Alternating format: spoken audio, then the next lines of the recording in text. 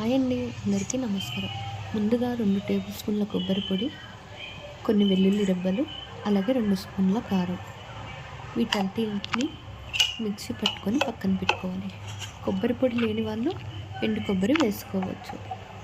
ఇలా పక్కకు పెట్టేసుకొని ఒక 250 గ్రాముల గోరుచిక్కుళ్ళని ఉడికించి పక్కకు పెట్టుకోవాలి. ఆ తర్వాత తాలింపుకి పచ్చెనపప్పు, ఆవాలు, జీలకర్ర వేసి వేయించుకోవాలి. ఇలా వేగిన దాంట్లో కొంచెం కరివేపాకు రుబ్బులు కూడా వేయాలి.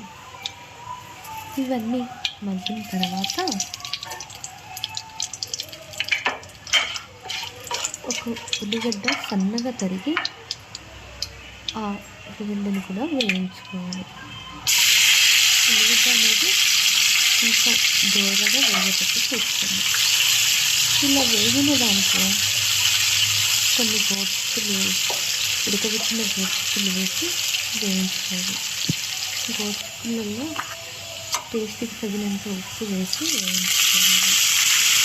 ఇది లైట్ గోల్డెన్ కలర్ మన రుచికి తగ్గట్టు వేయించుకుంటే చాలు. లేకపోతే ఉడకబెట్టినవి కాబట్టి తడితడిగా చప్పగా ఉంటాయి.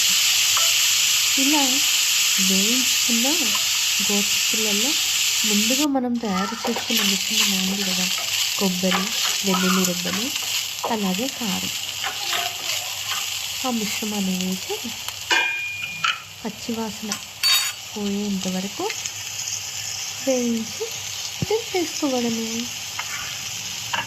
అంటే ఎంతో కమ్మనైన గోరుచిక్కులకు కూడా రెడీ. ఇది ఇష్టం లేని వాళ్ళు కూడా ఇష్టంగా తింటారండి. గోరుచిక్కుల కూర అంటే చాలామందికి ఇష్టం ఉండదు, ఎందుకంటే కట్టెలు కట్టెలు అలా ఉంటుంది అని. కానీ ఒక్కసారి ఇలా ట్రై చేసి పెట్టండి, చిన్నపిల్లలు కూడా ఒక్క ముద్ద మిగిల్చకుండా తినేస్తారు. మీకు ఈ వీడియో నచ్చినట్లయితే ఒక లైక్ ఇచ్చి సబ్స్క్రైబ్ చేస్తారని కోరుకుంటూ ధన్యవాదాలు.